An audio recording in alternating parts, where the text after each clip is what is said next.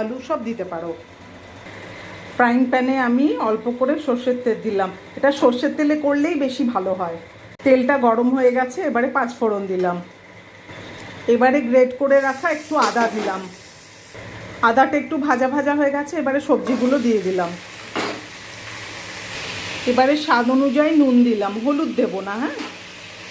এবারে ঢাকা দিয়ে অল্প আছে অল্প অল্প করে ভাজবো।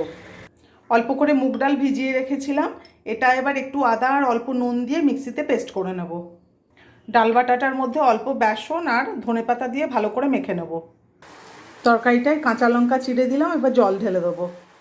জল দিলাম, এবার ফুটতে দেবো একটু। এবারে ডাল বাটা নিয়ে তরকারির উপর আস্তে করে এরকম করে দিয়ে দিতে হবে।